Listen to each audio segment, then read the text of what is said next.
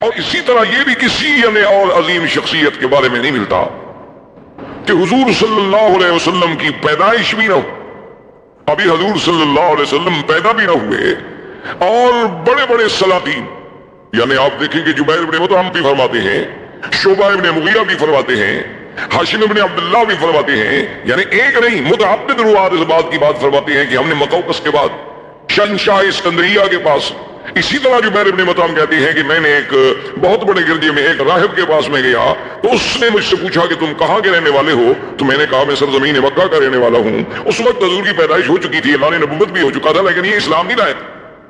تو اس نے کہا کہ اچھا میرے ساتھ تم میرے گرجے میں چلو، میں تمہیں کوئی تصویریں دکھانا چاہتا ہوں، ان تصویروں میں تم پہچان لو گے اپنے اس پاک پیغمبر جس کا تم ذکر کر رہے ہو کہ مکے میں ایک پیغمبر پیدا ہوئے ہیں جنہوں نے نبوت کا دعویٰ کیا ہے۔ میں نے کہا کہ بات کرتے ہو، تمہارے قریب کی بات ہے، میں ان کو نہیں پہچانوں گا تو کون پہچانے گا؟ تو کہتے ہیں مجھے لے گئے، ایک ایک خانہ کھولتا گیا، تصویریں دکھاتا گیا۔ ایک تصویر میں نے کہا کہ ہاں سورت رسول ہے، یہ تصویر ہے اس نبی کی۔ اس نے کہا بالکل تم ٹھیک، یعنی پہلے سے راہبوں کے پاس، شہنشاہوں کے پاس، مقوقس سے مصر کے پاس، شاہ اسکندریہ کے پاس، حضور صلی اللہ علیہ وسلم کے ولادت سے قبل جو دانیال پیغمبر نے آپ کی شکل بنائی، یا بعض لوگوں نے بدبینائے تخیل حضور صلی اللہ علیہ وسلم کی یعنی آپ کی سیرت پڑھ کے، آپ کی صفت پڑھ کے، آپ کی بارے میں حلیہ مبارک پڑھ کے جو تیار کی تھی تصویریں، وہ پہلے سے موجود ہیں، اور کسی شخصیت کے بارے میں اتنا بڑا اہتمام نہیں ملتا۔ اور اسی طرح دیکھیں کہ پھر تورات میں باقاعدہ یہ بات موجود ہے، قرآن نے بھی اشارہ کیا، الذين يتبعون الرسول النبي الأمي الذي يجدونه مكتوبا عندهم في التوراة والإنجيل۔ اللہ نے قرآن میں بھی ذکر فرما دیا کہ حضور صلی اللہ علیہ وسلم النبی الامی، جن کا ذکر تورات و انجیل میں بھی موجود ہے، اور اسی طرح یعنی تورات میں اتنی وضاحت کے ساتھ موجود ہے، اتنی وضاحت کے ساتھ موجود ہے کہ نام موجود ہے، اور یہ بھی موجود ہے کہ مولدہ بمکہ ومہجرہ بطیبہ، کہ حضور صلی اللہ علیہ وسلم آپ کا مولد جو ہے وہ مکہ ہوگا، ہجرت جو ہے آپ طیبہ مدینہ منورہ کی طرف فرمائیں گے، اور اس بعد یہ بھی لکھا ہوا ہے کہ لیس بفظ ولا غلیظ ولا سخاب فی الاسواق، اور وہ اللہ کے نبی ایسے ہوں گے کہ سخت ہوں، کہ آپ کی طبیعت میں درشتی ہو، زبان میں سختی ہو، ایسے نہیں ہوں گے، نہ بازاروں میں شور مچانے والے ہوں گے۔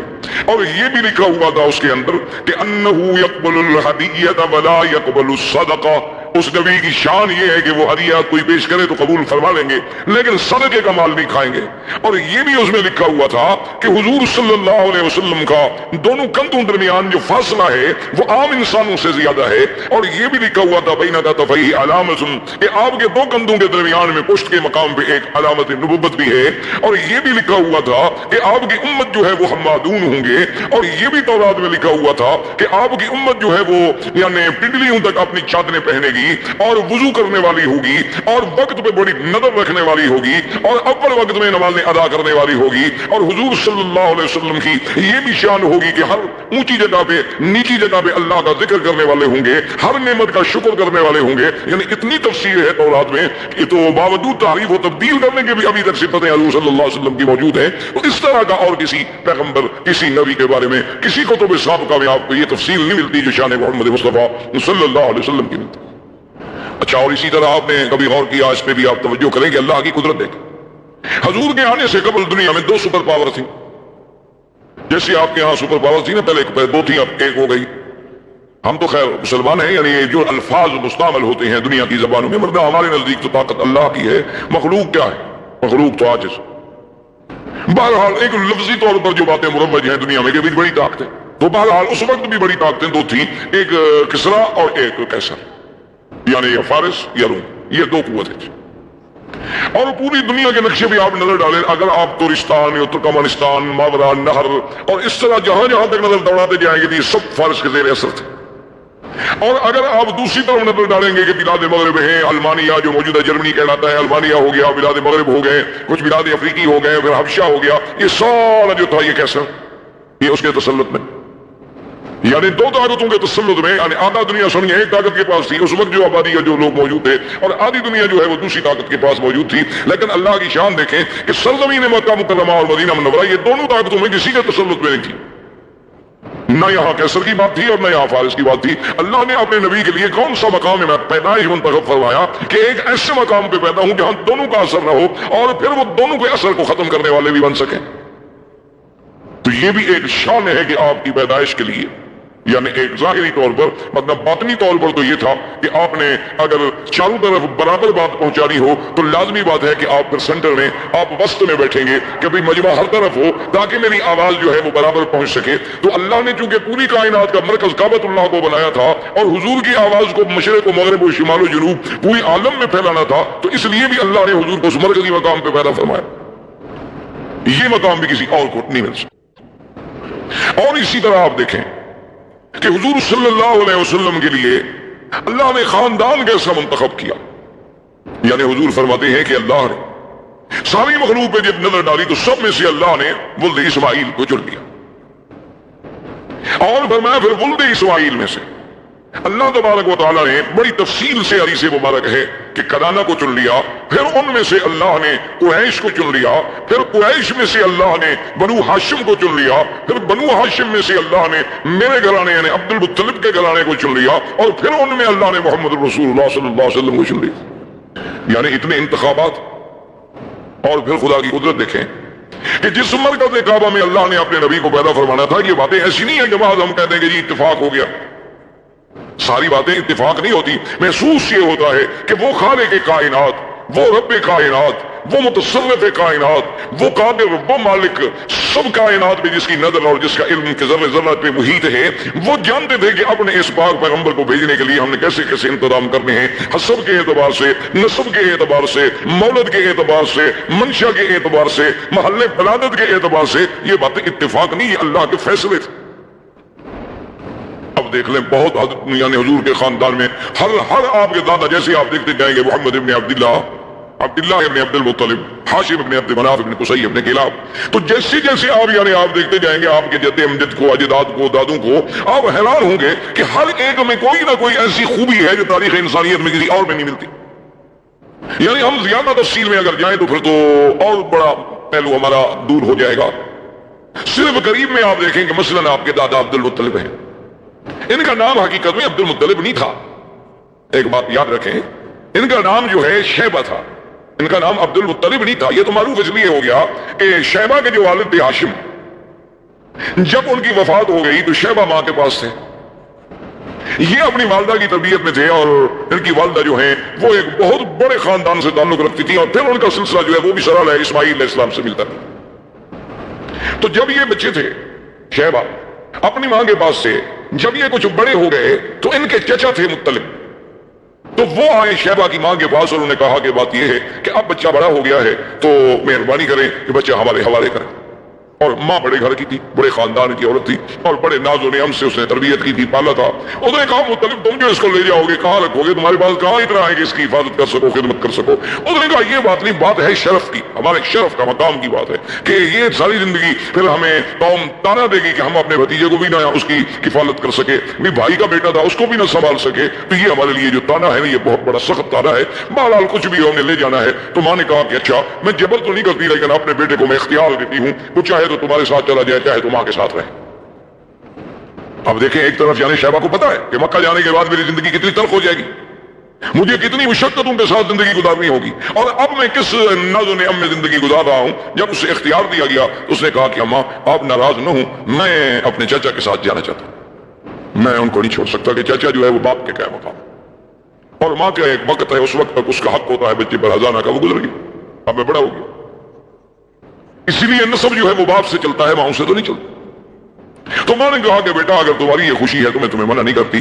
تو مطلب جو تھے وہ ان کو اونٹ پر اپنے ساتھ بٹھا کے لائے. تو بچہ بڑا خوبصورت، اور کیسے خوبصورت نہ ہو جو دادا ہو سرکار دو عالم کا صلی اللہ علیہ وسلم. تو جب وہ لے آئے تو لوگ جب مکے میں داخل ہوئے تو لوگوں نے دیکھا تو وہ عام رواج تھا اس وقت لوگ غلام خریدا کرتے تھے، خوبصورت لڑکے خریدتے تھے، خدمت کے لیے رکھتے تھے، فخر کرتے تھے سردار کہ میرے پاس اتنے غلام ہیں، وہ کہتا میرے پاس اتنے غلام ہیں، میرا غلام اتنا قیمتی ہے، وہ کہتا میرا غلام اتنا قیمتی ہے. لوگوں نے جو دیکھا تو انہوں نے سمجھا کہ یہ بھی غلام خرید کر کے لایا ہے مطلب. تو انہوں نے کہنا شروع کر دیا عبد المطلب عبد المطلب عبد المطلب. تو لوگوں کو نام ہی بھول گیا، شیبہ تو نام ہی عبد المطلب ہو گیا، ورنہ آپ کا نام عبد المطلب نہیں تھا. اب یہ عبد المطلب جو ہے اب تو عبد المطلب کے نام سے معروف ہو گیا نا، شیبہ تو نام ہی ختم ہو گیا. یعنی آپ اندازہ کریں کہ کتنا بڑا یہ سارا اتفاق ہے. یہ اتفاق نہیں بلکہ اس خالق کائنات نے اپنے آنے والے نبی اپنے پاک پیغمبر خاتم الانبیاء والمرسلین امام الانبیاء والمرسلین کے لیے یہ سارا نظام معلوم ہوتا ہے کہ جیسے کائنات بچھائی اسی لیے گئی، یعنی ایسا محسوس ہوتا ہے کہ یہ نظام عالم، یہ نظام کائنات، یعنی اس میں جتنے رنگ بھرے گئے ہیں جس جس رنگ پہ نظر ڈالو کہیں نہ کہیں جا کے اس کا جوڑ جو ہے وہ سرکار دو عالم سے لگتا ہے صلی اللہ علیہ وسلم۔ تو اب اس عبد المطلب نے اب دیکھیں کہ افتخار کی بات، شرف کی بات ہوتی تھی کیونکہ مکے میں مقام تھا، اور اتفاق کی بات یہ ہے، خدا کی شان یہ ہے کہ زمزم جو آج ہم پیتے ہیں یہ زمزم ختم ہو گیا، گم ہو گیا، جرم کے بعد لازمیات ہوئی، مٹی پڑی، کچھ سیلیں آئیں، نتیجہ یہ نکلا کہ زمزم ہمیشہ کے لیے ختم ہو، کہیں ملتا ہی نہیں تھا۔ عبد المطلب نے، ان کے ایک بیٹے تھے حارث، ان نے آپس میں بیٹھ کے غور کیا کہ ہم زمزم نہیں ملتا، یہ ہمارے لیے بہت بڑا مسئلہ ہے کہ زمزم کا وجود ختم ہو جائے تو ہمیں چاہیے کہ ہم زمزم کو تلاش کریں۔ اب جناب کون تلاش کرے؟ یعنی کو تلاش کرنا آسان تو نہیں تھا نا جی، تو اب آپ کے پاس وسائل ہیں، آپ کے پاس آلات ہیں، آپ کے پاس مشینیں ہیں، کیمرے ہیں، آپ کے پاس کھدائی کے ذرائع ہیں، آپ کے پاس غواصین ہیں، غوطہ خور ہیں۔ اس زمانے میں کہا یہ انتظامات، سارا کعبۃ اللہ کے بعد بس ایک پہاڑی سلسلہ ہے اور پتھر ہے۔ عبد المطلب کو بڑی تڑپ تھی کہ زمزم ملے۔ اب آپ دیکھیں حیران کہ کیا یہ سب اتفاق ہے؟ ایک رات عبد المطلب سوتے ہوئے، رات کو سوئے ہوئے ہیں، نیند ہے، نیند میں خواب دیکھتے، ایک خواب دیکھتے ہیں کہ ایک آدمی خواب میں نظر آتا ہے اور وہ ان کو کہتا ہے کہ احفر طیبہ، کہ طیبہ کو کھودو۔ سمجھ نہ آئی بات کیا کہہ رہا؟ اچھا، دوسری رات پھر خواب آتا ہے کہ احفر مضمونہ، کہ مضمونہ کو کھودو۔ پھر سمجھ نہ آئی کہ طیبہ کیا ہے، مضمونہ کیا ہے۔ تیسری رات پھر خواب دیکھا کہ احفر برہ، کہ برہ کو کھودو۔ اب وہ سمجھ نہیں رہے عبد المطلب کہ یہ کیا خواب ہے، ایک دم متبادل مجھے خواب آ رہے ہیں، ہر رات خواب نظر آ رہا ہے، اور خواب میں عین ہی ایک چیز کے بارے میں ہے کہ کھودو کبھی آتا ہے، برہ کو کھودو کبھی آتا ہے، طیبہ کھودو کبھی آتا ہے، مضمونہ کھودو۔ یہ بات کیا ہے؟ چوتھی رات جب خواب آیا تو اس میں صاف آیا کہ احفر زمزم، زمزم کھودو۔ اب عبد المطلب کی بات جو تھی نا اس کی سمجھ آئی، اس نے کہا کہ اچھا یہ سب زمزم کے ہی نام تھے دراصل، کیونکہ زمزم کوئی معمولی سی چیز تو نہیں تھی۔ تو انہوں نے کہا کہ یہ بات تو ٹھیک ہے، میری تو تمنا ہے کہ زمزم کھولوں اور یہ شرف جو ہے قریش کو ملے، اور قریش میں سے عبد المطلب کے گھرانے کو ملے تاکہ سقایا ساری زندگی ہمارے ہاتھ میں رہے، میری تو یہ تمنا ہے، لیکن سوال یہ ہے کہ میں اور میرا ایک بیٹا کیسے ڈھونڈیں گے؟ کہتے ہیں کہ پھر کچھ دن گزر گئے، عبد المطلب نے پھر خواب دیکھا۔ خواب میں پھر انہیں کہنے والا کہتا ہے کہ اوفر بین فرس و دم، اور عند نقلۃ الغراب الاعصم عند قریۃ النملہ۔ وہ خواب میں کہتا ہے کہ تم جو ہے کھودو زمزم، لیکن بین رفس و دم کہتے ہیں خون، اور رفس کہتے ہیں گوبر۔ یہ ہم دیکھیں نا، آپ نے اللہ نے جو انسان کے لیے جانور میں دودھ کا سسٹم ہے، تو من بین فرس و دم لبن خالصا، ادھر فضلہ ہے ادھر خون ہے، درمیان میں دودھ کی نہر ہے، اور نہ فضلے کا اثر آنے دیتے ہیں نہ خون کا اثر آنے دیتے ہیں، سائغا للشاربین۔ اللہ کی رحمت ہے تو ان کو یہ سمجھایا گیا کہ ایک طرف تو گوبر ہوگا، ایک طرف خون ہوگا، اور ایک جگہ ہوگی جہاں غلاب العاصم، غلاب آسم کہتے ہیں کہ کوا ہو سیاہ لیکن اس کا ایک پر سفید ہو، یعنی ہو کوا جیسے غلاب مشہور ہے تو، لیکن پورا سیاہ نہیں، ایک پر اس کا سفید ہو، جہاں وہ ٹھونگ مار رہا ہو، اپنے ٹونگے مار رہا ہو، اس جگہ کو کھودو، اور وہاں یہ دیکھو کہ بھئی وہاں ایک بستی ہوگی چیونٹیوں کی۔ عبد المطلب کہتا ہے میں حیران، اب صبح کو جناب وہ سارے مکے کے زمزم والے طرف میں ایک ایک پتھر، ایک ایک پہاڑ، ایک ایک کونا، ایک ایک گلی، ایک ایک جگہ ڈھونڈ رہا ہے، نہ اس کو وہ دم ملتا ہے، نہ اس کو وہ فرس ملتا ہے، نہ اس کو وہ چیونٹیوں کی کوئی بستی ملتی ہے، نہ اس کو کہیں کوا چمچماتا ہوا ملتا ہے۔ وہ کہتا ہے بھی عجیب بات ہے، مجھے متواتر 4 راتیں خواب دکھلایا گیا اور پھر اتنی بعد بات کہی گئی اور لیکن موقع پر موجود نہیں۔ کہتے ہیں میں بہت پریشان تھا اور دعائیں مانگتا تھا کہ اللہ مجھے موقع دے کہ یہ سعادت مجھے ملے۔ اب دیکھیں نا، ابھی حضور تو پیدا بھی نہیں ہوئے، یعنی حضور کے تو والد بھی ابھی جوان نہیں ہوئے، لیکن عبد المطلب کو زمزم کا اتنا فکر پیدا ہو جانا وجہ کیا تھی؟ یہ سب اتفاقات تو نہیں ہے۔ کہتے ہیں کہ میں بڑا ہی پریشان ہو کے دعائیں مانگتا تھا۔ ایک دن میں حرم کے قریب لیٹا ہوا تھا کہ میں نے دیکھا کہ ایک بندہ جو ہے وہ ایک بچڑا لے کے آیا اور اس نے آ کر ایک جگہ ذبح کیا، اور ذبح کرنے کے بعد چونکہ مشرکین مکہ کی عادت تھی کہ بتوں پہ وہ چڑھاوے چڑھاتے تھے، اساف و نائلہ کے قدموں میں آ کے جانور ذبح کرتے تھے، جیسے آج کا وثنی ہندو جو ہے وہ بھی اپنے دیوی دیوتاؤں کی بھینٹیں چڑھاتا ہے، بلکہ بعض تو ایسے بھی ہیں جو بچوں کو جا کے ذبح کرتے ہیں، اس سے ہمیں شکتی ملے گی۔ اور ہمارے مسلمانوں میں بھی ماشاءاللہ کوئی کمی نہیں ہے، وہ بھی اللہ کی رحمت سے بازاروں پر سینکڑوں روزانہ دمبے ذبح ہوتے ہیں ماشاءاللہ۔ بلکہ بڑے بڑے شہر جو ہیں جہاں رات کو ہوٹل بند ہو جائیں تو بہترین علاج ہوتا ہے کہ کسی بازار پہ چلے جاؤ، کوئی نہ کوئی لنگر تو چل ہی رہا ہوگا۔ حلال حرام کی باتیں تو پھر قیامت میں پتہ چلے گا نا کہ وہ حلال ہے یا وما اہل به لغیر اللہ میں آتا ہے، لیکن وقتی طور پر یعنی وہی ایک جگہ ہوتی ہے جب زندہ کھانا رہتے تو کہتے ہیں مردوں کے پاس مل جاتا ہے۔ بہرحال یہ ایک الگ بات ہے۔ تو انہوں نے دیکھا کہ وہ آ کر انہوں نے ایک بت کے سامنے ایک بچڑے کو ذبح کیا، اس کے بعد جب ذبح کر لیا تو وہ بچڑا جو تھا ندی وہ دوڑ پڑا۔ آپ نے دیکھا ہوگا کئی دفعہ جانور ذبح کرے گا اس میں کچھ نہ کچھ وجہ باقی رہ جاتی ہیں، قوت والی چیز ہو تو ایک دفعہ آخری بھڑکتا ہے چراغ صبح جب خاموش ہو، آخری بھڑک تو دکھاتا ہے نا، ہر آدمی بھڑکتا تو ہے نا، جانور ہو انسان ہو۔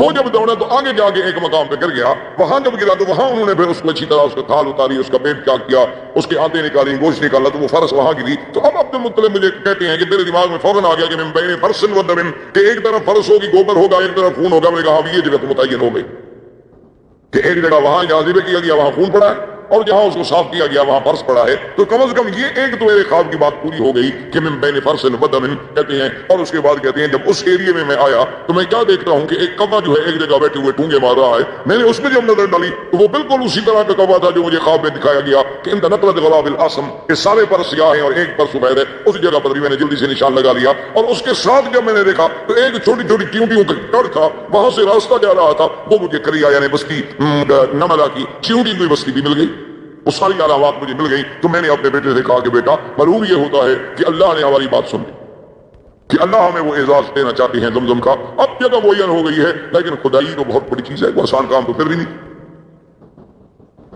لیکن میں کہا کہ ٹھیک ہے اب کام کی ابتدا کرتے ہیں۔ دوسرے دن عبدالمطلب کہتے ہیں کہ میں آیا اور میں نے اپنے بیٹے کو ساتھ لیا اور زمزم کی کھدائی شروع کی تو قریش سارے اکٹھے ہو گئے۔ انہوں نے کہا بھی عبدالمطلب یہ کیا بات ہے، ہم تمہیں اکیلا تو نہیں کھودنے دیتے، یہ اتنا ممکن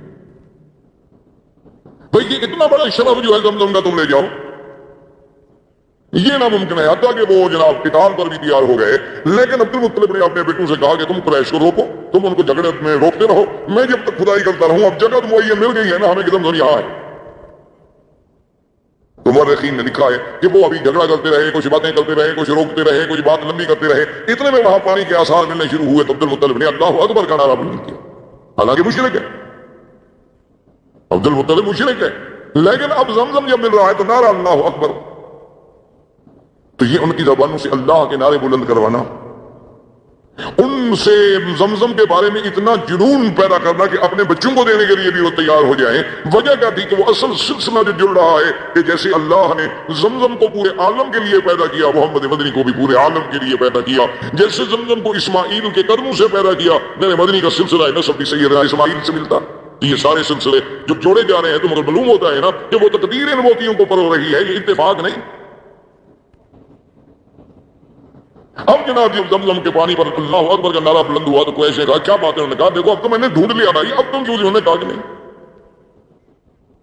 یہ تو ہم شرف تمہیں نہیں دیتے، یہ تو کچھ بھی ہو اس میں تو ہم سب شریک ہوں گے۔ انہوں نے کہا کہ نہیں ایسے تو بات نہیں ہے، چلو ایسا کرتے ہیں کہ ہم کوئی فیصلے کے لیے آدمی چن لیں، حکم چن لیں جو ہمارے درمیان میں فیصلہ کر دے۔ تو اس زمانے میں ایک عورت تھی کاہنہ۔ کاہن وہ ہوتے تھے جو لوگوں سے الگ تھلگ رہتے تھے، غاروں میں، پہاڑوں میں، اور جنوں کے ساتھ ان کے تعلقات ہوتے تھے، اور جن خبریں لاتے تھے غیب کی اور وہ لوگوں کو خبریں دیتے تھے، ان کو کاہن کہا جاتا تھا۔ مرد بھی تھے، عورتیں بھی تھیں، ان کی بڑی بڑی ریاضت ہوتی تھی، بڑی باتیں جیسے آپ کے ملکوں میں جوگی ہوتے ہیں اس قسم کے، سنیاس لیا ہوا ہے فلاں نے اور یہ کیا ہوا ہے، وہ بھی اسی طرح کے قسم کے لوگ تھے۔ تو وہ کاہن جو تھا ایک کاہنہ عورت تھی، لیکن تھی وہ بنی منورہ، جس پر ان کا اتفاق ہوا کہ کاہنت بنی سعد جو فیصلہ کر دے ہمیں قبول ہو۔ انہوں نے کہا ٹھیک ہے چلو مدینہ سے وہاں سے جناب مدینہ پہنچے۔ اب جب مدینہ پہنچے تو انہیں پتہ چلا کہ وہ تو خیبر گئی ہوئی ہے۔ تو آپ خود اندازہ کر لیں اس زمانے میں مدینے کے سفر کے بارے میں آپ کیا سمجھتے ہیں کہ بھئی یہ 4.5 گھنٹے کار پہ لگتے تھے۔ میرے والد صاحب نے جب مدینے کا سفر کیا تو مجھے یاد ہے فرماتے تھے کہ 2 مہینے لگے تھے۔ پتہ ہے 2 مہینے کیوں لگتے تھے؟ کہ راوغ اور مستورہ ان راستوں میں سیل آتی تھی، پہاڑوں سے پانی چلتے تھے، تو جب وہ سیل آ جاتی تھی راستے رک جاتے تھے، لوگ ادھر والے ادھر بیٹھے ہیں، ادھر والے ادھر بیٹھے ہیں، جب تک پانی کم نہ ہو گزرے کون؟ تو 2 مہینے بیٹھنا پڑتا تھا، کبھی 1 مہینہ بیٹھنا پڑتا تھا، کبھی نہیں بیٹھنا پڑتا۔ جب پانی نہ ہوتا لوگ گزر جاتے تو پھر بھی 8 دن 10 دن لگتے تھے۔ اونٹوں پر سفر ہوتا تھا، اور اس دور میں تو ہم نے بھی سفر کیا ہے جب سڑکیں اتنی اچھی نہیں تھی، کم از کم ٹرک پر یا بڑی گاڑی پر بھی 2 دن لگتے تھے مدینہ منورہ سے مکہ پہنچنے کے لیے، اور ان گاڑیوں کو بڑی بڑی جو ہیوی گاڑیاں ہیں، ٹرالر ہیں، بڑے بڑے ٹرک ہیں، ان کو آدمی پسند کرتا تھا کہ سامان سے لاؤڈ ہوں اور ہم سامان پہ بیٹھ جائیں تاکہ دھکے کم لگیں۔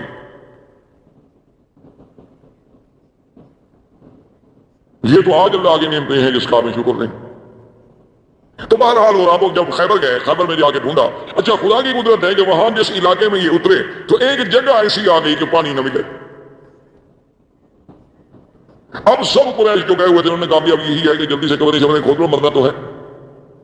تو جہاں جناب عبد المطلب نے اپنا اونٹ بٹھایا تھا، جب اس اونٹ کو کھڑا کیا تو وہاں پانی نکل آیا، تو سب کو پانی مل گیا، کہ کنواں بنا لیا، پانی نکال لیا۔ جا کے کاہنہ کو بتایا، اس نے کہا اتنی بڑی نشانی کے بعد فیصلہ کرانے کیا ہے ہوگی، اس کا حق ہے۔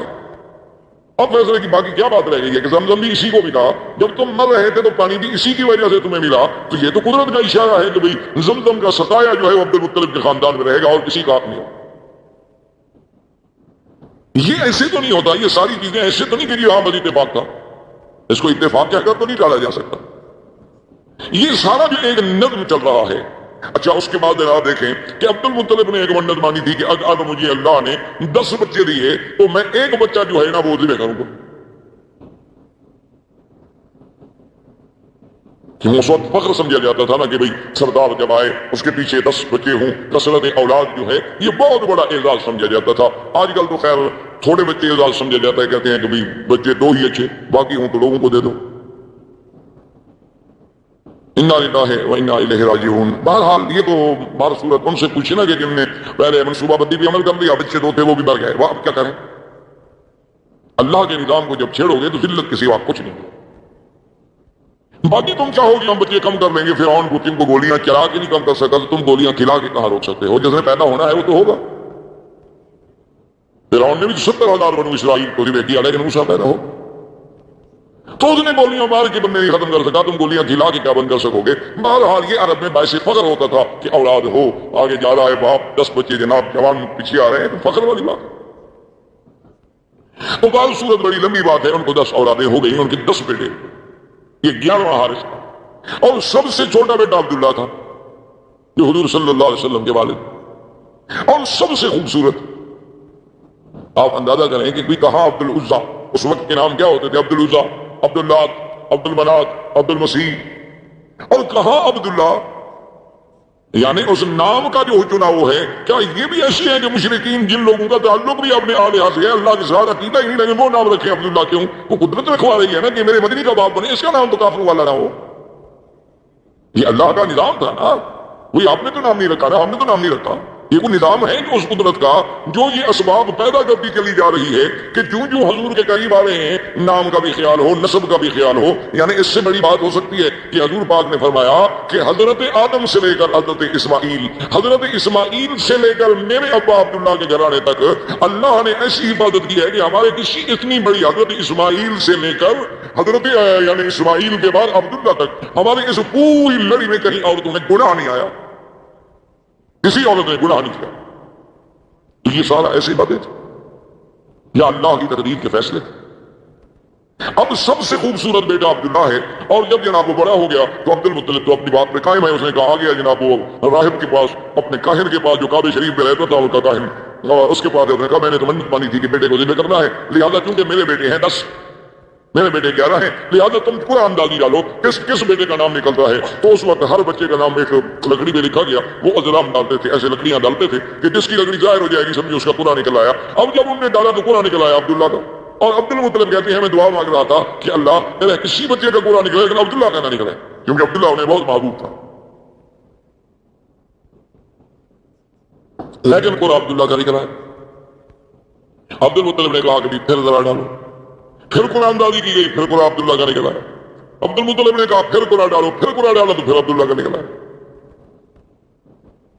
جب 3 دفعہ عبداللہ کا قرآن نکلا تو عبد المطلب نے کہا کہ بس اب تقدیر کا فیصلہ یہی ہے، میں اپنی منت کو پورا کروں گا۔ عبداللہ کو لے کر اصاف ان کا بت تھا، ایک کو صفا پہ رکھا ہوا تھا، ایک کو مروہ پہ رکھا ہوا تھا، اصاف اور نائلہ، کہ اس کے قدموں میں جا کے اپنے بیٹے کو ذبح کروں گا۔ وہ لے کے چلا، قریش کو پتہ چلا تو قریش کے سارے بڑے بڑے اکٹھے ہو گئے، انہوں نے کہا عبد المطلب یہ تو کیا کر،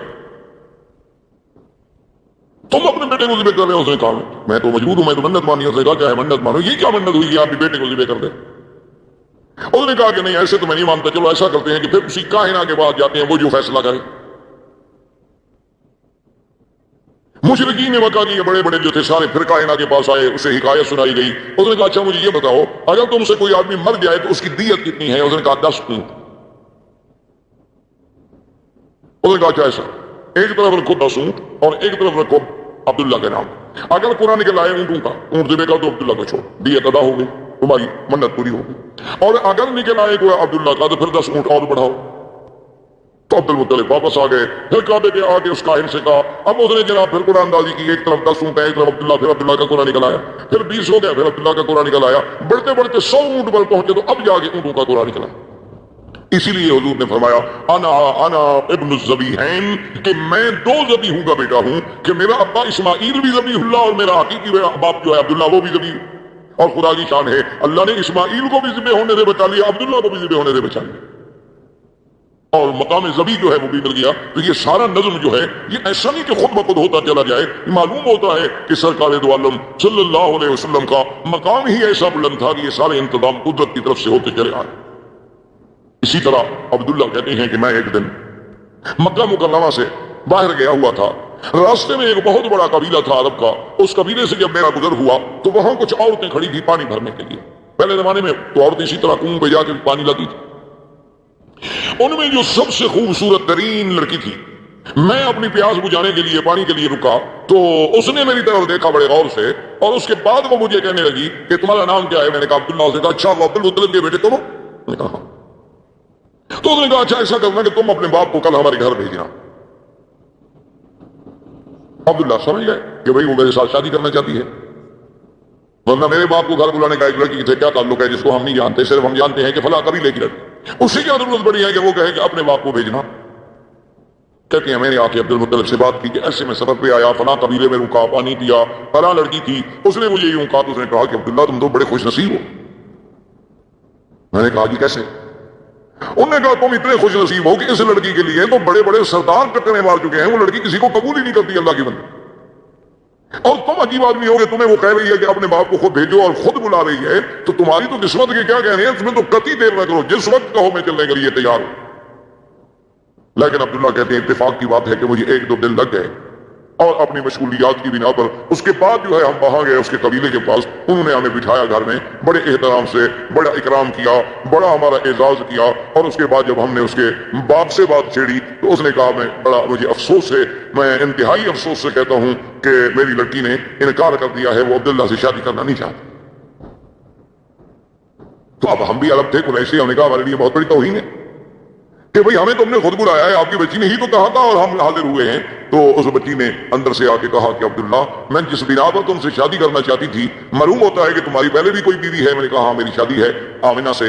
और उसने कहा कि तुम्हारी पेशानी में एक नूर था, एक चमक थी, मैं चाहती थी कि वो अल्लाह मेरे वतन में लाएगा, लेकिन ये किसी और औरत के नसीब में बात थी। अब वो तुम्हारे चेहरे में रही नहीं, तो अब मैं क्यों शादी करूं?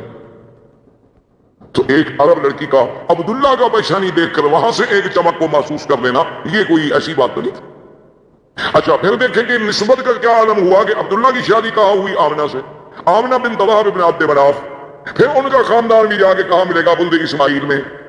और बीबी आमिना के मां बाप जो थे सारे मदीना मुनव्वरा के रहने वाले, हजूर के अखबार जितने हैं वो सब मदीना मुनव्वरा के, यानी मौलद का इंतजाम यहां हो रहा है तो मदीने भी इंतजाम किया जा रहा है। यानी आप हैरान हैं, आप तसव्वुर करें कि भाई यहां मौलद का इंतजाम की विलादत तो मक्के में होगी, लेकिन हिजरत तो मदीने होनी है ना। तो वालिदा का खानदान जो है उसका ताल्लुक मदीने से है। और आप देखें कि हजरत हसन जो शायर रसूलुल्लाह सल्लल्लाहु अलैहि वसल्लम, ये वो इंसान है हजरत हसन कि जिसको अल्लाह के नबी मस्जिद अल हराम में और मिंबर पे खड़ा करके कहते थे कि हसन तुम काफिरों को जवाब दो। जब वो खड़े होते जवाब देने के लिए तो हजूर दुआ फरमाते कि अल्लाहुम्मा अय्यिदहु बिरूहिल कुदस, कि या अल्लाह जिब्रील के जरिए हसन के दिल में मज़ामीन डाल। ये वो शान वाला आदमी, वो कहते हैं कि मेरी उम्र 7 साल थी, इसीलिए वो 7 साल जो है उम्र के एतबार से हजूर सल्लल्लाहु अलैहि वसल्लम से पहले पैदा हुए। कहते हैं मेरी उम्र 7 साल थी, मैं उस वक्त मदीने मुनव्वरा में था कि वहां एक बहुत बड़ा काहिन था, एक बहुत बड़ा काफिरों का माना हुआ काहिन था, تو وہ بڑے بے وقوفوں کی طرح اور پاگلوں کی طرح بھاگتا ہوا آیا اور کہنے لگا کہ لوگوں عجیب بات ہے کہ ولد نبی هذه الامہ، اس امت کا نبی آج پیدا ہو گیا۔ کہتے ہیں سکھ میں 7 سال۔ اور اسی طرح بھی نہیں حضور صلی اللہ علیہ وسلم سرکار دو عالم حبیب کبریہ صلی اللہ علیہ وسلم کی پیدائش سے اسی رات صبح کو ایک بہت بڑا کاہن تھا جو پہاڑوں میں تھا اور سارا سال سے باہر نہیں آیا تھا۔ کیا دیکھتے ہیں مکے والے کہ وہ جناب اس کے بال بکھرے ہوئے ہیں، پریشان حال ہے، اور مکے کی گلیوں میں بھاگ رہا ہے دیوانوں کی طرح، اور پوچھتے حل ولد المولود هذه الليلہ، مکے والوں آج رات کوئی بچہ پیدا ہوا ہے؟ تو ایک آدمی نے آگے بڑھ کے بتایا کہ ہاں عبداللہ ابن عبد المطلب کے گھر میں بچہ پیدا ہوا ہے۔ کہنے لگا دلونی علی بیتہ، مجھے اس کے گھر کا پتہ بتاؤ کہاں، جلدی سے مجھے لے چلو۔ وہ آیا بھاگتا ہوا دیوانوں کی طرح، عبد المطلب آگے کھڑے ہیں، وہ تو دیکھ کے حیران ہو گئے کہ یہ وہ بندہ ہے جو سالوں سے کبھی غار سے نہیں نکلا، یہ آج کیسے نکلا ہے؟ تو نے کہا کہ جی آپ نے کہا عبد المطلب زیادہ باتیں کرنے کا میرے پاس وقت نہیں ہے، تمہارے گھر میں بچہ پیدا ہوا ہے تو مہربانی کر کے مجھے ایک نظر اس بچے پر نظر ڈالنے دو، مجھے دکھلا۔ عبد المطلب نے کہا آرام فرما، ابھی لاتا ہوں، میرے پاس نہیں، میرے بیٹے عبداللہ کے گھر میں پیدا ہوا ہے، اور عبداللہ میرا بیٹا جو ہے وہ تو فوت ہو چکا۔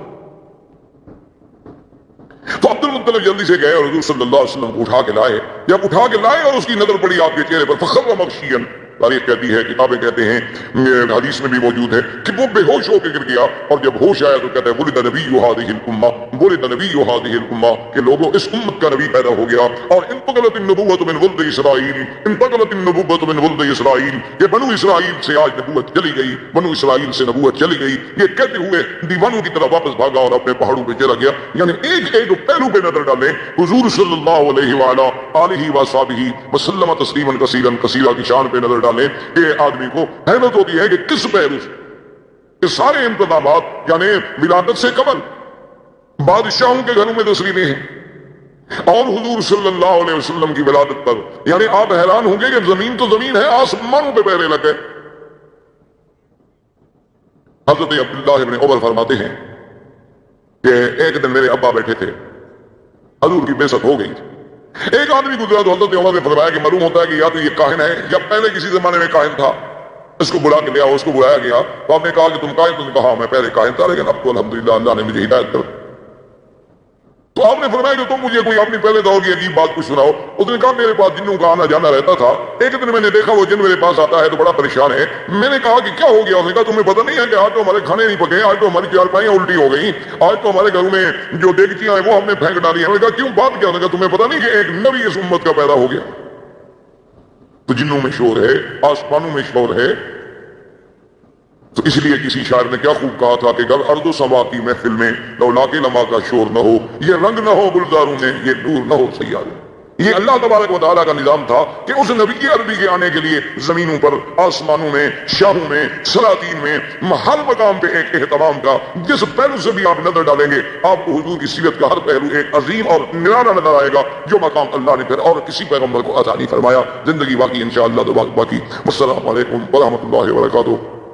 برادران اسلام، دروس سابقہ میں سیرت سرکار دو عالم صلی اللہ علیہ وسلم کے باب میں ہم نے کچھ باتیں عرض کی۔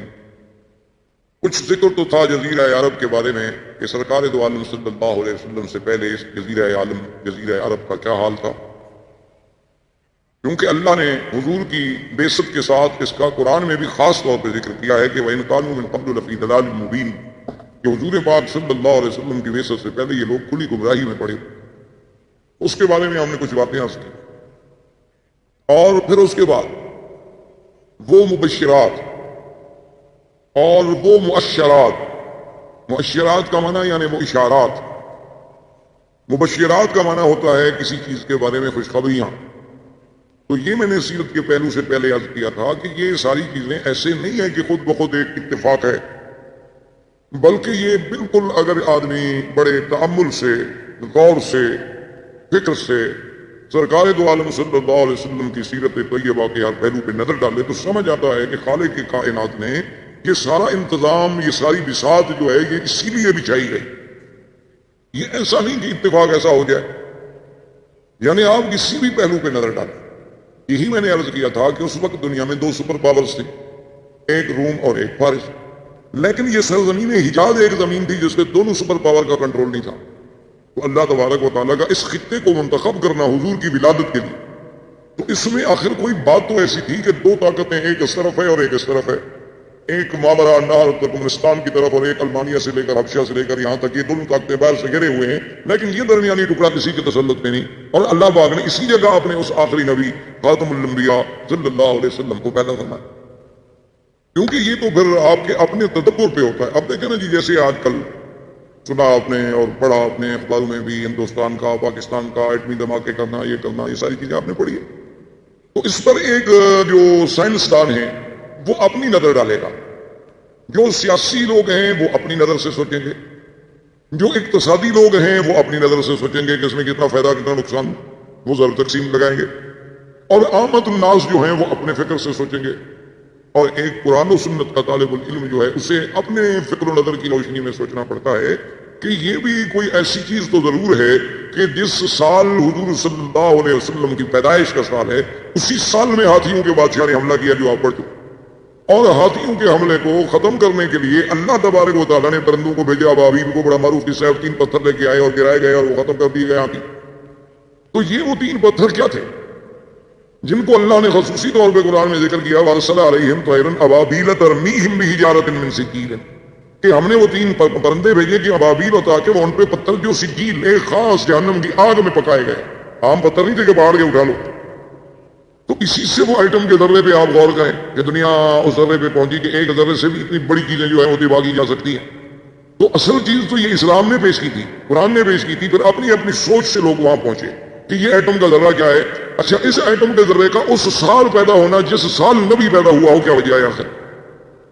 اس پہ آپ غور کریں. اللہ نے آپ کو علم دیا ہے، پڑھے لکھے لوگ ہیں، کہ آخر اسی سال ہی اللہ پاک نے کیوں ایٹم کا ذرہ پیدا کیا؟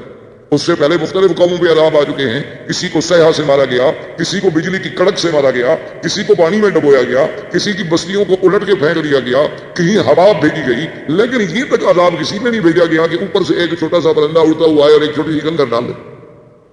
اور وہ اگر ایسی آگے حالت ایسی پیدا کرتے کہ فَجَعَلَهُمْ كَعَصْفٍ مَّأْكُولٍ، ایسے کہ جیسے کوئی گھاس کھا کھا کے چبا چبا کے جانور پھینک دیتا ہے نا، اتنی بڑی چیزیں اس طرح ہو جائیں.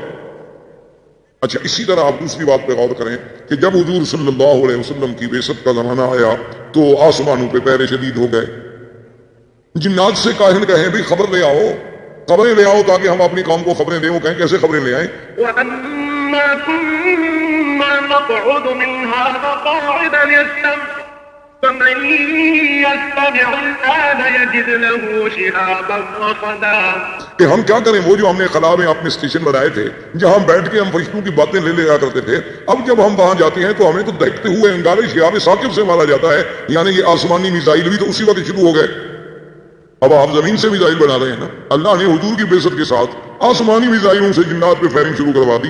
درس دیا امت مسلمہ کو کہ یہ نبوت عالمگیر ہے، اس کی ابتدا میں تحفظ کے لیے یہ چیزیں ضروری ہیں، تو اس کے بقا کے لیے بھی یہ چیزیں ضروری ہیں. ایک سبق ملا قوم، اس کے بغیر تم پھر اس نبوت کی حفاظت نہیں کر سکتے.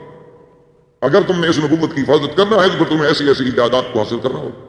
اچھا جی، وہ اجازات آپ کو کیسے ملیں گی؟ آپ کو یہ تو کہا جا سکتا تھا نا کہ علم حاصل کرو، چاہے مکے سے حاصل کرو، علم حاصل کرو مدینے سے حاصل کرو. یہ کیوں کہا گیا اطلب العلم ولو بالسین؟ کہ علم حاصل کرنا ہو چاہے چین جانا پڑے.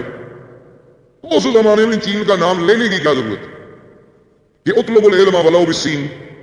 اچھا، اس کے بعد جب یہ آیت اتری وآخرین منہم لما یلحقوا بہم، کہ ایسی لوگ بھی آئیں گے جو ابھی آپ کے پاس نہیں آئے ہیں، تو صحابہ نے پوچھا حضور وہ کون لوگ ہوں گے؟ تو حضور نے سلمان فارسی پہ ہاتھ رکھا، فرمایا اس کے قبیلے کے لوگ ہوں گے. لو کان العلم بالسریا لینالہ رجل من فارس، اگر علم کہکشاں سریا پر بھی ہوگا تو فارس کی کوئی اولاد جو ہے وہاں جا کر بھی علم حاصل کرے گی. اچھا، ایک جگہ لفظ ہے لو کان الدین بالسریا لینالہ رجال من فارس، کہ اگر دین وہاں تک ہوگا تو ان فارس میں سے کوئی پیدا ہوگا. معنی یہ ہے کہ عجم سے کوئی پیدا ہوگا. فارس عجمی ہے نا عرب کے مقابلے، فارس جو ہے وہ عجم ہے نا عرب کے مقابلے پہ. فارس میں بھی آپ کوئی ملک لے لیں، آپ یعنی ماورا النہر سارا چل جائیں، وہ سب فارس کہلائے گا. تو ایک عرب تھے، فارس تھے، روم تھے، تو فارس عجم میں آئے گا. تو معنی یہ ہے کہ عجمی لوگ دین میں بھی اتنی آگے بڑھیں گے کہ جیسے امام ابو حنیفہ رحمۃ اللہ علیہ، اور یہ جدید ٹیکنالوجی میں بھی بڑھیں گے تو وہی عجمی ہوں گے. تو یہ بھی تو کوئی سبق تھا نا جو ہمیں سیرت سے ملا. صرف یہ تو نہیں. اور اسی کو علامہ اقبال نے کہا تھا کہ فطرت کی مقاصد کی کرتا ہے نگہبانی، یا بندہ صحرائی یا مرد کوہستان. وہ یہ پہلے کہہ گیا تھا. کہ فطرت کے مقاصد کی کرتا ہے نگہبانی، یا بندہ صحرائی یا مرد کوہستانی. وہ آخر کوئی بات تو تھی. آپ تصور کر سکتے ہیں وہ یہ باتیں کیوں کہہ لیا تھا کہ ایک ہوں مسلم حرم کی پاسبانی کے لیے، نیل کے ساحل سے لے کر تابا خاک کاشگر. اس وقت کاشگر کوئی آپ کے پاس تھا یا مسلمان تھے، آزاد ہو گئے تھے؟ تو آخر یہ کیا وجوہات تھی؟ تو میرے کہنے کا مقصد یہ ہے کہ آسمانوں پہ پیروں کا بٹھانا، ہاتھیوں کو ایٹم کے ذریعے سے اور خدائی ایٹم کے ذریعے سے ہلاک کرنا، اور اس کے بعد یہ ساری چیزیں جو ہو رہی تھیں یہ ایسے اتفاق نہیں تھے. یہ اس آنے والے نبی صلی اللہ علیہ وسلم سرکار دو عالم حضرت محمد مصطفیٰ اللہ تبارک و تعالیٰ کے اس آخری نبی کے آنے سے پہلے یہ سارے انتظامات ایسے نہیں، بلکہ ان میں ہر چیز میں اللہ کی حکمت. اب دیکھیں کہ حضور صلی اللہ علیہ وسلم کے لیے اللہ نے خاندان کیسا منتخب کیا باعتبار نسب کے سب سے اعلیٰ، کہ ولد اسماعیل ذریت ابراہیم میں. اور پھر دیکھیں ابراہیم علیہ السلام کے دو بیٹے، ایک اسماعیل علیہ السلام اور ایک اسحاق علیہ السلام. اسحاق علیہ السلام سے پھر یعقوب علیہ السلام، یعقوب علیہ السلام سے پھر یوسف علیہ السلام. یعنی بنو اسرائیل میں جتنے نبی گزرے ہیں، ہزاروں انبیاء، سب یعقوب علیہ السلام کی اولاد ہیں. اور یعقوب علیہ السلام اولاد ہیں سیدنا اسحاق علیہ السلام. اسحاق علیہ السلام بیٹے ہیں سیدنا ابراہیم علیہ السلام کی. یعنی ایک بیٹے سے تو اللہ نے ہزاروں نبی بھیجے. اب جب دوسرے بیٹے کی باری آئی سیدنا اسماعیل کی، تو ان میں ایک نبی پیدا کیا، محمد الرسول صلی اللہ علیہ وآلہ آلہ واصحابہ وسلم تسلیما کثیرا کثیرا، کہ اس ہزاروں نبیوں سے بھی وہ شان میں سبقت دے گئے. یعنی حضرت اسماعیل کے ولد میں تو صرف ایک نبی، حالانکہ وہ بھی ابراہیم علیہ السلام کے بیٹے ہیں. اچھا، وہ بنائے کعبہ میں باپ کے شریک ہیں، اور وہ اسماعیل علیہ السلام جو ذبیح اللہ بھی ہیں، ان کی نسل میں تو صرف ایک نبی رکھا گیا. کیونکہ اللہ تبارک و تعالیٰ کی، جیسے علماء نے لکھا ہے نا، ایک عالم نے بڑی عجیب بات کہی. اس نے کہا کہ اللہ اپنی وحدانیت میں لا شریک ہے، تو ہمارا نبی بھی اپنی نبوت میں لا شریک. یعنی جیسے اس کی وحدانیت میں اس کا کوئی شریک نہیں، حضور کی بھی نبوت میں کوئی شریک نہیں. یہاں بھی اللہ نے پسند نہیں فرمایا کہ کوئی اور بھی اس کی اولاد میں نبی ہو. یہاں بھی اللہ نے میرے مدنی کو اکیلا رکھا کہ صرف ایک نبی پیدا ہو، جو محمد مصطفیٰ صلی اللہ علیہ وسلم. اور پھر اعلیٰ نسب ایسا کہ اللہ تبارک و تعالیٰ نے حضور خود فرماتے ہیں کہ ان اللہ نظر الی اہل الارض، اللہ نے پوری زمین والوں پہ نظر ڈالی، اور ان میں سے ولد اسماعیل میں سے کنانا میں سے قریش میں سے بنو ہاشم، اور بنو ہاشم میں سے مجھے چن لیا. یعنی اللہ نے نسب کو دیکھیں کیسے نسب صاف کیا کہ ساری دنیا میں سے ولد اسماعیل کو منتخب، اور پھر بنو کنانا، اس کے بعد ان میں سے پھر قریش کو چنا گیا. قریش میں سے بھی، پھر قریش کے بھی تو بہت بڑا قبیلہ تھا نا، آگے کئی بطن تھے، کئی شاخیں تھیں، کئی ان کی آگے فرو تھیں. ان میں سے اللہ نے بنو ہاشم کو چنا، اور بنو ہاشم کے گھرانے میں سے اللہ نے عبداللہ کو چنا، اور عبداللہ کے گھر میں اللہ نے محمد رسول اللہ صلی اللہ علیہ وآلہ آلہ وصحبہ وسلم تسلیما کثیرا کثیرا کو. یعنی آپ اندازہ فرمائیں یہ سارا ایسے. اور پھر یہ دیکھیں کہ جب قریش کا خاندان، یہ لوگ اپنے شرف کے لیے، یعنی اتنے لوگ تھے کہ آج کل تو لوگ پیسوں کے لیے لڑتے ہیں، آج کل تو لوگ پیسوں کے لیے لڑتے ہیں، عورت کے لیے لڑتے ہیں، زر کے لیے لڑتے ہیں، زمین کے لیے لڑتے ہیں. لیکن یہ خاندان جو ہے اس کا کمال دیکھیں، یہ اپنے شرف کے لیے لڑتے تھے کہ یہ ہماری عزت کا مسئلہ ہے. ان کی جتنی لڑائیاں آپ دیکھیں گے شرف کی تھی. اب دیکھیں کعبۃ اللہ بن گیا، حجر اسود پہ لڑائی ہوگی تو اس کا مقصد کیا تھا؟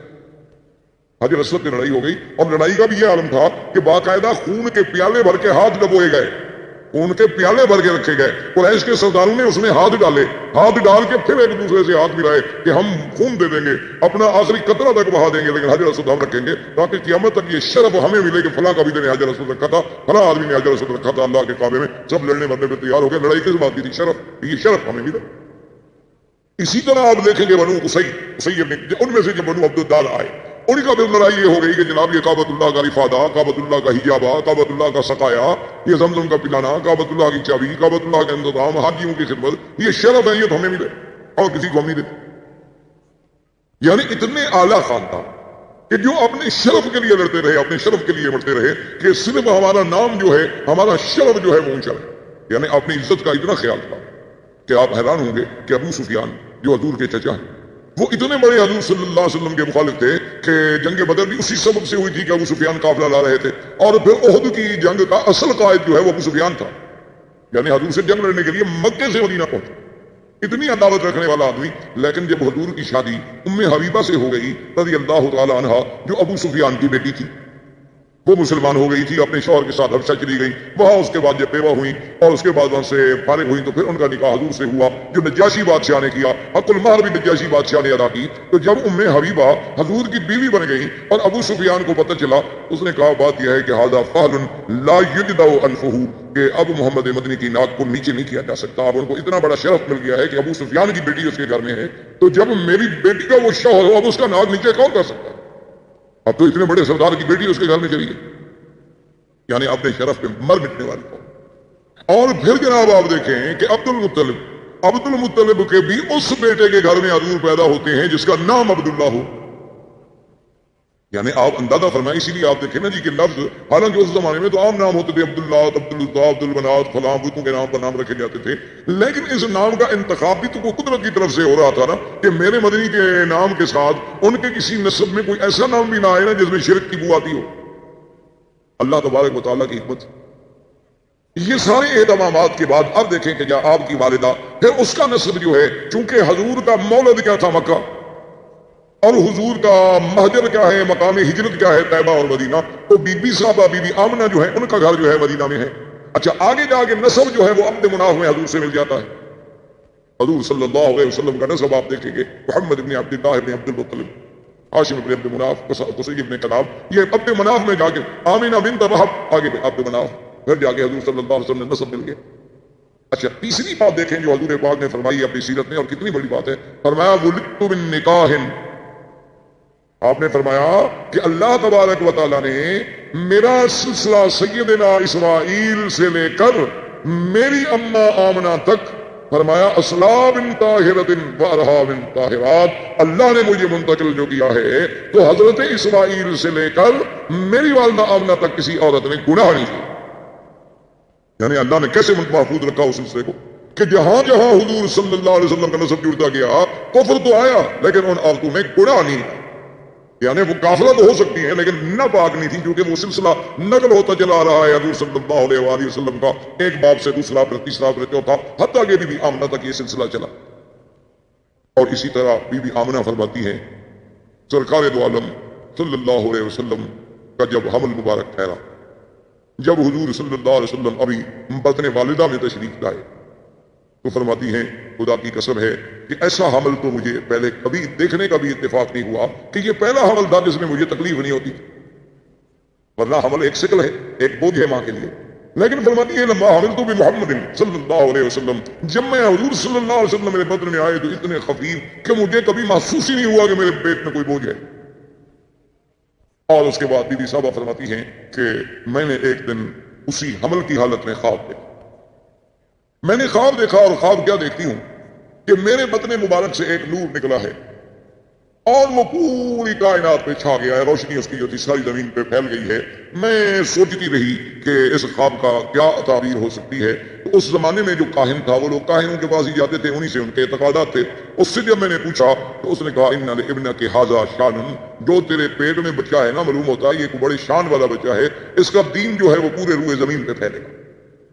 تو بیوی کہتی ہے میں سوچتی تھی کہ کیسے وہ دین ہوگا، کیا دین ہوگا، کیونکہ ان کے تصور میں نبوت اور رسالت کا تو کوئی تصور بھی نہیں۔ اچھا اسی طرح اب آپ حیران ہوں گے کہ بھئی حضور صلی اللہ علیہ وسلم کے ولادت پہلے بی بی کہتی ہیں کہ میں ایک دفعہ گزر رہی تھی، تو ندا آئی، آواز آئی، اور آواز یہ آئی میرے کانوں میں کہ ابشری ابشری یا آمنہ، اے بی بی آمنہ تمہیں مبارک۔ کہتی ہے میں رک گئی، مجھے آدمی کوئی نظر نہ آئے، مجھے کوئی سمجھ نہ آئے کہ اس مبارک کا کیا مطلب ہو سکتا ہے۔ خیر بات آئی گئی ہو گئی۔ کہتی ہیں کہ پھر کئی دن کے بعد جب میں گزری علیحدہ ان پہاڑی علاقوں میں سے جا رہی تھی تو پھر آواز آئی کہ ابشری یا آمنہ، اے بی بی آمنہ تمہیں مبارک ہو، فإنک قد حملت بأحمد، کہ اب تیرے بدن میں جو بچہ پیدا ہونے والا ہے اس کا نام احمد ہو۔ تو کہتی ہے میں حیران ہو گئی کہ کیا بچہ ہے، ابھی نام بھی نہیں ہے، میرے تو تصور میں نہیں۔ حضرت حسان بن ثابت جو شاعر ہیں میرے مدنی پاک رضی اللہ عنہ، بہت بڑے شاعر تھے عرب کے، اور حضور صلی اللہ علیہ وسلم سے انہیں اتنی محبت تھی کہ جب بھی کسی نے حضور کی شان میں کوتاہی کی تو حضرت حسان نے جواب دیا۔ ایک دفعہ کفار قریش نے کچھ بات کی تو حضرت حسان نے کہا کہ یا رسول اللہ مجھے اجازت دے کہ میں قریش کو جواب دوں۔ آپ نے فرمایا حسان تم قریش کو کیسے جواب دو گے، آخر میں بھی تو قریش میں سے ہوں نا، کیونکہ جب تم قریش کا گلہ کرو گے تو آخر میں بھی تو قریشی ہوں۔ جب تم قریش کی تنقید کرو گے تو قریش میں تو میں بھی شامل ہوں. تو نے کہا حضور آپ نے دیکھا ہے کہ کوئی بال اگر کسی آٹے میں پڑ جائے تو عورت اس کو کیسے نکالتی ہے؟ اس پر کوئی آٹے کا نشان بھی نہیں رہتا. خدا کی قسم میں قریش میں سے آپ کو ایسے نکال لوں گا کہ آپ کی ذات پر تو کوئی میل نہیں آنے دوں گا. حضور صلی اللہ علیہ وسلم یہ وہ شخص ہے جس کو مسجد الحرام میں خود ممبر دیتے تھے اور فرماتے تھے کہ اس ممبر پہ کھڑے ہو کے جواب دو. اور جب حسان جواب دیتے تو حضور دعا کرتے تھے اللہم ایدہ بروح القدس کہ یا اللہ جبریل کے ذریعے میرے صحابی کے دماغ میں مضمون تھا. یہ وہ شان والا آدمی ہے. وہ کہتے ہیں میری عمر 7 سال تھی اور میں مدینہ منورہ میں اپنے فیملی رشتے داروں کے پاس تھا اور 7 سال کا بچہ کوئی ادھر سوچ ہی نہیں, کوئی تصور ہی نہیں. کہتے ہیں کہ وہاں کا جو سب سے بڑا کاہن تھا, میں نے ایک دن دیکھا, کیا دیکھتا ہوں کہ صبح وہ مدینہ منورہ کے یہود کے قلعے کے اوپر چڑھا ہوا ہے اور پکار کے اور زور سے کہہ رہا ہے کہ یا ایھا الناس قد طلع نجم احمد, کہ اے لوگوں وہ احمد کا ستارہ طلوع ہو گیا. وہ ستارہ آ گیا اپنے برج میں. لوگوں نے کہا کہ بھی کیا مانا؟ انہوں نے کہا کہ جو اس امت کا نبی پیدا ہونا ہے اس کا نام احمد ہوگا, وہ ستارہ جو ہے اب اپنے مدار میں آ گیا ہے. مانا یہ تھا کہ حضور صلی اللہ علیہ وسلم کا حمل مبارک ٹھہر چکا ہے. تو اب یہود کا سردار اور ان کا کاہن وہاں یہ شور کر رہا. عبد المطلب کہتے ہیں کہ میں شام کی طرف نکلا تجارت کے لیے. میرے ساتھ 3 آدمی اور تھے قریش. تو وہاں ہم جب شام میں آئے تو کچھ یہودی علماء راہب بڑے بڑے جو تھے انہیں پتہ چلا کہ مکے کے کچھ لوگ آئے ہوئے ہیں. تو انہوں نے ہم سے رابطہ کیا, ہم سے ملے. جب ان سے پوچھا کہ آپ لوگ کون ہیں؟ ہم نے کہا قریش ہیں. کہاں سے آئے؟ مکہ سے آئے. کیوں آئے؟ تجارت کے لیے. انہوں نے کہا اچھا ایک بات ہم آپ کو بتاتے ہیں کہ ابھی تھوڑی سی مدت باقی رہ گئی ہے کہ سرزمین مکہ میں ایک بچہ پیدا ہوگا اور وہ نبی ہوگا اس امت کا, اور وہ بچہ جو ہے اس کا نام محمد ہوگا صلی اللہ علیہ وسلم. وہ نبی ہوگا اس امت کا اور نام محمد ہوگا صلی اللہ علیہ وسلم. تو عبد المطلب کہتے ہیں کہ ہم چاروں نے یہ بات دماغ میں رکھ لی. اب عبد المطلب کہتے ہیں میرا تو بچہ پیدا ہونے کا رہا, میں تو بوڑھا ہو گیا تھا. میں نے دل میں یہ فیصلہ کر لیا کہ میرے بچوں میں سے جس بچے کے گھر میں بچہ پیدا ہوگا تو میں نام محمد رکھوں گا, پتہ نہیں شاید وہی نبی بن جائے. اور ان چاروں نے بھی فیصلہ کر لیا کہ ہمارا اگر کوئی بچہ پیدا ہوگا تو ہم بھی نام محمد رکھیں گے. اور خدا کی شان ہے کہ ان سب کے لڑکے پیدا ہوئے تو سب نے نام محمد رکھا. اور عبداللہ کے گھر میں یہ حضور پیدا ہوئے تو عبد المطلب نے بھی نام محمد رکھا. تو اب نام کے لیے بھی پہلے سے اہتمام کیا جا رہا ہے کہ نام بتانے کے لیے بھی احبار اور رہبان جو ہے پہلے خوشخبریاں دے رہے ہیں کہ ایک نبی پیدا ہوں گے جن کا نام محمد ہو. اچھا پھر نام پہ بھی غور کریں. ایک نام وہ ہے جو آسمانوں میں تھا اور ایک نام وہ ہے جو زمین میں آیا. آسمانوں میں آپ کا نام احمد. اسی لیے سیدنا عیسیٰ علیہ السلام نے قرآن پاک میں جو آتا ہے, آپ نے جو خبر دی تھی وَمُبَشِّرًا بِرَسُولٍ يَأْتِي مِن بَعْدِ اسْمُهُ أَحْمَدُ, اور میں خوشخبری دیتا ہوں کہ میرے بعد جو نبی آئے گا اس کا نام احمد. تو پہلا نام حضور کا احمد ہے, اور جب زمین کا نام ہے تو وہ محمد ہے. اور ان دونوں ناموں پہ غور کریں. احمد کا معنی سب سے زیادہ حمد کرنے والا. احمد کا معنی کیا ہے کہ سب سے زیادہ حمد و ثنا کرنے والا, اور محمد کا معنی کیا ہے جس کی سب سے زیادہ حمد و ثنا کی گئی ہو وہ محمد, اور سب سے زیادہ حمد و ثنا کرنے والا احمد. اچھا پہلے احمد بنے گا تو پھر محمد ہوگا نا. پہلے اللہ کی حمد و ثنا کرے گا پھر مقام محمد و مقام محمودیت نصیب ہوگا. اس لیے پہلا نام احمد تھا اور دوسرا نام جو ہے وہ محمد تھا صلی اللہ علیہ وسلم. یہ تو آپ کے اسماء تھے. ویسے اسماء صفاتی تو قرآن میں اللہ نے بڑے ذکر کیے. قرآن میں نام محمد بھی موجود ہے اور احمد بھی موجود ہے. مبشرا برسول یأتی من بعد اسمه احمد, اور کہیں فرماتے ہیں ما کان محمد ابا احد من رجالکم ولکن رسول اللہ, محمد بھی نام. اور کہیں فرماتے ہیں وما محمد الا رسول, اور کہیں فرمایا محمد الرسول اللہ. اس سب اچھا صفاتی نام بھی موجود ہیں. وما ارسلناک الا رحمتا للعالمین, اور اسی طرح یا ایھا النبی انا ارسلناک شاہدا ومبشرا ونذیرا, اور کہیں فرماتے ہیں لقد جاءکم رسول من انفسکم عزیز علیہ ما عنتم حریص علیکم بالمؤمنین رؤوف الرحیم, اور کہیں فرماتے ہیں وما ارسلناک الا رحمتا للعالمین. تو یہ سارے اسماء جو ہیں قرآن میں بھی موجود ہیں. اچھا اور خدا کی شان دیکھو کہ نام محمد تو قرآن میں ہے لیکن اللہ نے کہیں یا محمد نہیں کہا. درود شریف کو پڑھ لیا کریں کم سے کم اتنا احساس ہو کہ بھئی حضور کے ساتھ محبت کا فرض ہے کہ جب نام آئے تو فوراً زبان پہ درود شریف آ جانا چاہیے امتی کے. تو بہرحال میرے کہنے کا مقصد یہ تھا کہ عظمت سیرت رسول پاک پہ نظر ڈالیں کہ اللہ نے حضور کا نام تو قرآن میں 4 دفعہ لیا، لیکن کسی جگہ یہ نہیں کہا کہ یا محمد، جیسے فرمایا یا عیسی ابن مریم انت قلت للناس یا عیسی، یا زکریا انا نبشرک بغلام اسمہ یحییٰ، یا زکریا، یا یحییٰ خذ الکتاب بقوہ، یا آدم اسکن انت وزوجک الجنہ، یا آدم، یا زکریا، یا میرے مدنی کو نہیں فرمایا یا محمد، جہاں بھی فرمایا یا ایھا النبی، کہیں فرمایا یا ایھا المزمل، کہیں فرمایا یا ایھا المدثر، کہیں فرمایا یا ایھا الرسول بلغ ما انزل الیک من ربک، اور کہیں فرمایا والضحی واللیل اذا سجا، کہیں فرماتے ہیں طٰہٰ، کہیں فرماتے ہیں یاسین والقرآن الحکیم انک لمن المرسلین۔ مانا گیا تھا کہ ہر نبی کو نام سے پکارا گیا، میرے مدنی کو اللہ نے لقب سے پکارا، یعنی یہ عظمت جو ہے یہ بھی صرف سیرت مصطفیٰ کے حصے۔ ہاں کہیں نام لینا ضروری تھا، اللہ نے نام لے لیا، لیکن جب اللہ نے مخاطب کیا تو لقب سے، کیا ہے کپڑے میں لپٹنے والے۔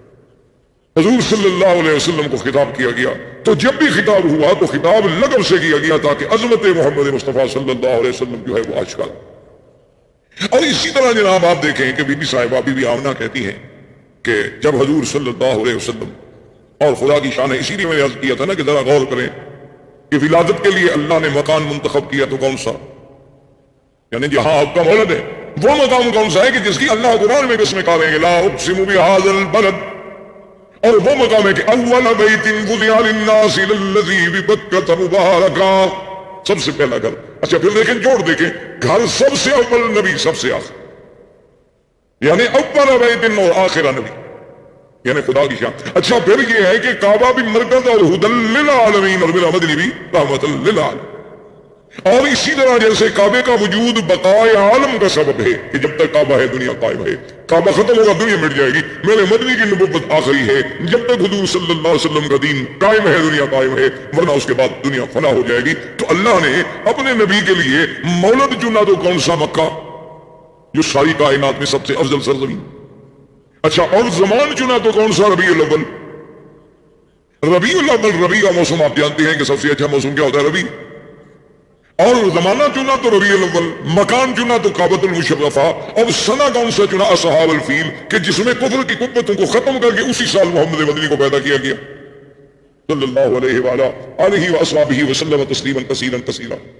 اور اس کے بعد جب پیدا ہوتے ہیں تو آپ اندازہ فرمائیں کہ بی بی صاحبہ فرماتی ازاد منہا، فرماتی ہے ایسا نور ہوا کہ ازاد منہا قصور الشام، کہ شام کے محل نظر آنے لگے اور کسریٰ کے محل کے کنگرے گر گئے۔ اور مورخین نے باقاعدہ لکھا ہے کہ آپ کہ کسریٰ کا محل جو تھا اس کے محل کے کنگرے آگے جو بنے ہوئے تھے نا خوبصورت سے، وہ گرے، اور گرے کتنی؟ 14۔ جب 14 کنگرے گر گئے تو بادشاہ کو گھبراہٹ پیدا ہو گئی۔ اب جناب اس نے کہا کہ فوراً احباب و رہبان کو بلاؤ۔ احباب و رہبان کو جب بلایا گیا ان سے بادشاہ نے بات کی بھی کیا بات ہے، یہ کیا ہو رہا ہے کہ میرے محل کے کنگرے گر گئے، اور ادھر سے خبر آ رہی ہے کہ ہمارا جو بحیرہ تھا وہ زمین میں دھس گیا، اور کہیں سے خبر آ رہی ہے کہ آتش بجھ گئی، یہ کیا ہو گیا؟ مجوس کی عادت جو سینکڑوں سالوں سے، صدیوں سے آگ جل رہی تھی، کیونکہ ان کے نزدیک آگ کا بجھ جانا جو ہے وہ تو بہت بڑی بہت بری بات تھی، اس لیے وہ ہمیشہ آگ کو جلاتے ہیں، لیکن وہ آگ بجھ گئی اور پورے کا پورا ایک یعنی جھیل جو ہوتی ہے پانی کی، ایک بحیرہ جو تھا وہ زمین میں فوراً دھس گیا، اور میرے محل کے 14 کنگرے گر گئے، یہ بات کیا ہو رہی؟ انہوں نے پھر اپنے اس نجوم سے یا جنات سے یا جس ذریعے سے یعنی احوال سنے تو انہوں نے کہا کہ معلوم یہ ہوتا ہے کہ اس امت کا ایک نبی پیدا ہوا ہے جس کی وجہ سے یہ سب کچھ ہو رہا ہے۔ تو اس نے کہا کہ اچھا یہ 14 کنگرے کا کیا معنی ہے؟ انہوں نے کہا کہ اب آپ کی حکومت جو ہے صرف اس وقت تک رہے گی، اب 14 بادشاہ ہیں جو حکومت کریں گے آپ کے ملک پر، اس کے بعد پھر آپ کا ملک پر حکومت بھی نہیں، آپ کی شہنشاہیت بھی نہیں۔ انہوں نے کہا عجیب بات۔ کہنے لگا اچھا چلو اگر تمہاری بات سچی بھی ہے تو 14 بھی تو کوئی تھوڑے نہیں ہوتے نا، 14 بادشاہ گزریں گے، نسل پر نسل، بیٹا آئے گا، پھر اس کا پھر اس کا پھر اس کا، تو پھر بڑا زمانہ ہے۔ اس کا مطلب ہے کہ ابھی ہمارا اقتدار تو ہے نا، 14 نسلیں تو ہماری دیکھیں گی نا اقتدار۔ تو انہوں نے کہا اب یہ تو ہم نہیں کہہ سکتے، لیکن 14 ضرور دیکھیں گے، لیکن کتنی مدت میں دیکھیں گے یہ آپ کو ہم نہیں بتا سکتے۔ اللہ کی شان دیکھیں کہ اگلے 4 سال میں 10 مر گئے فوراً، کیونکہ حضور نے آگے کہنا تھا لا کسریٰ ولا قیصر بعدہ۔ تو یہ سارے انتظامات جو کیے جا رہے ہیں کہ کہیں کنگرے گر رہے ہیں اور روشنی آتی ہے تو روشنی سے سیدھا قصور شام کے محل دکھائے جاتے ہیں، کیونکہ میرے مدنی کی ابتدا مکہ سے تھی مہجر مدینہ تھا اور انتہا شام تھی.